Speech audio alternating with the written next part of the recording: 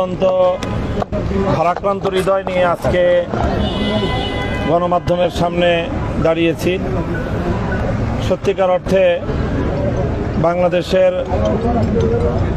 একটি রাজনৈতিক দলের শীর্ষ দায়িত্বশীল প্রথম সারির একজন রাজনীতিবিদ, বাংলাদেশের সর্বোচ্চ বিদ্যাপীঠ ঢাকা বিশ্ববিদ্যালয়ের নির্বাচিত ভিপি জনাব নুরুল হক নূর আজকে যে অবস্থার সম্মুখীন, এতে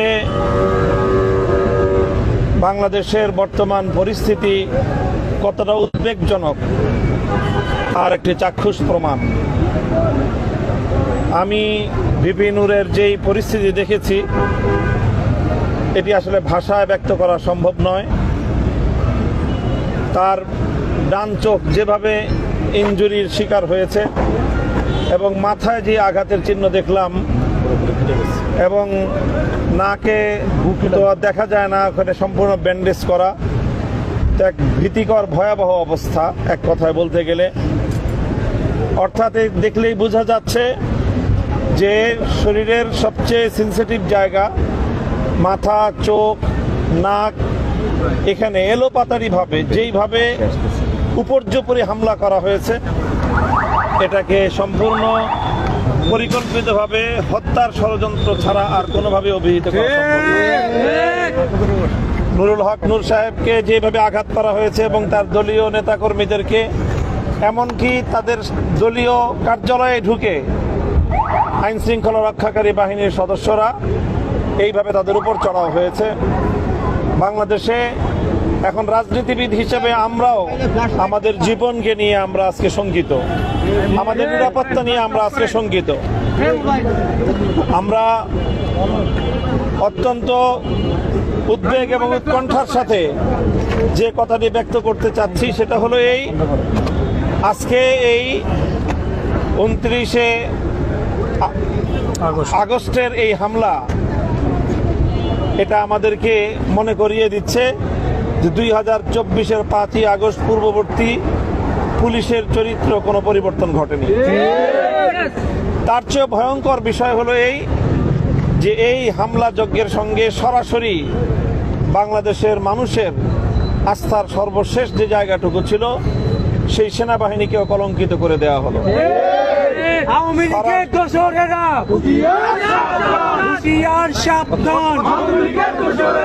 সরাসরি সেনা সদস্যরা ওপেন জাতীয় গণমাধ্যম এবং বিভিন্ন মিডিয়ার উপস্থিতিতে এইভাবে একজন দেশের বরেণ্য রাজনৈতিক নেতার উপর হামলা পরিচালনা করতে পারে, এটা সভ্য এই পৃথিবীতে কল্পনা করা সম্ভব না। কাজে আমরা মনে করি দেশ আজ গভীর সংকটের মুখে।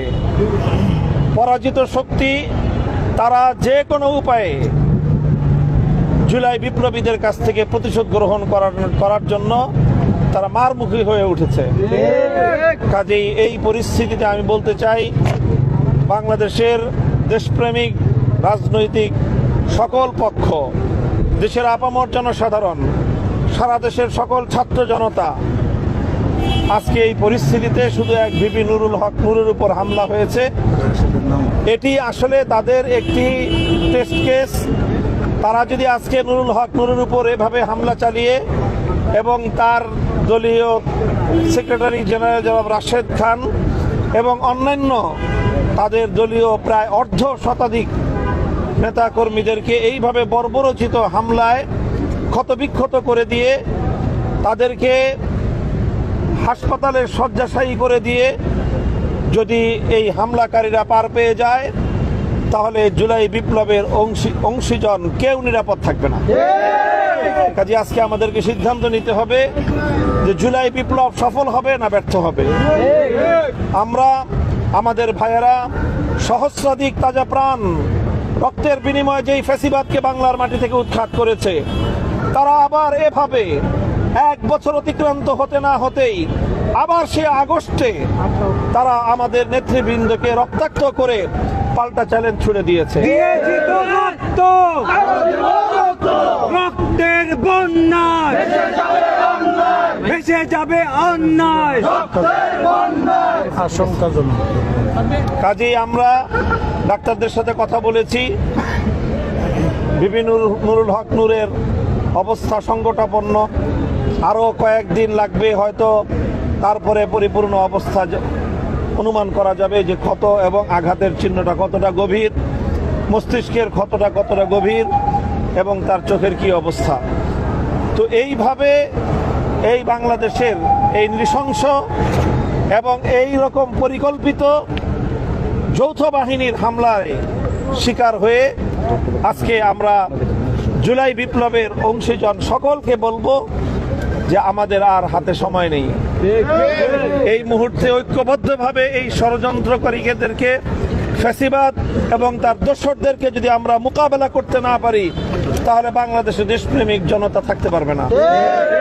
কাজে আজকে আমাদের সিদ্ধান্ত নেওয়ার সময় এসেছে, আমরা এদেশে থাকবো না বাংলাদেশ বিরোধী অন্য কোনো শক্তি বাংলাদেশকে শাসন করবে। দেশের অস্তিত্ব এবং দেশের স্বাধীনতা আজকে প্রশ্নের সম্মুখীন, হুমকির সম্মুখীন।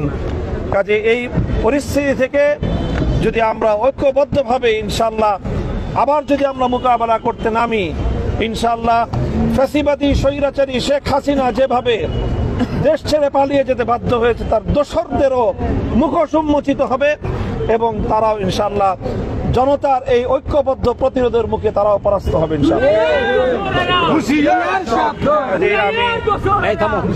কাজে আমরা দেশের সকল রাজনৈতিক পক্ষ এবং আন্তর্জাতিক বিশ্বকে এই বিষয়ে আমরা দৃষ্টি আকর্ষণ করি। জাতীয় গণমাধ্যমগুলোকে আমরা বলি যে এই ঘটনার যথাযথ নিন্দা এবং এই ঘটনার প্রতিবিধান করার জন্য যা করতে হয় আমরা সকলে ঐক্যবদ্ধভাবে যেন সেটা করতে পারি, সেই প্রত্যয় আমরা ব্যক্ত করছি। ইনশাআল্লাহ আমরা রাতের মধ্যে, কালকের মধ্যে সকল রাজনৈতিক সংগঠনগুলোর নেতৃবৃন্দ আমরা ঐক্যবদ্ধভাবে আলাপ আলোচনার মাধ্যমে ইনশাআল্লাহ আমরা এর পরবর্তী যেভাবেই এর বিহিত করতে হয় আমরা সে পথেই অগ্রসর হব ইনশাআল্লাহ। সকলের কাছে, দেশবাসীর কাছে আমাদের ভাই জনাব নুরুল হক নূরের আরোগ্য কামনা করার জন্য আরোগ্য কামনা করে দোয়া প্রার্থনা করছি। আল্লাহ যেন তাকে সুস্থ দান করেন এবং বড় ধরনের কোনো ক্ষতি যেন তার না হয়ে যায়। আল্লাহ পাক রব্বুল আলামিন তাকে অতি শীঘ্র দ্রুত সুস্থতা যেন দান করেন এবং তার অন্যান্য সহকর্মী, গণ অধিকার পরিষদের সম্মানিত সেক্রেটারি জেনারেল সহ অন্যান্য আরও যে সকল নেতাকর্মীরা আহত হয়েছে তাদের সকলের জন্য সুচিকিৎসার ব্যবস্থা করা হয়।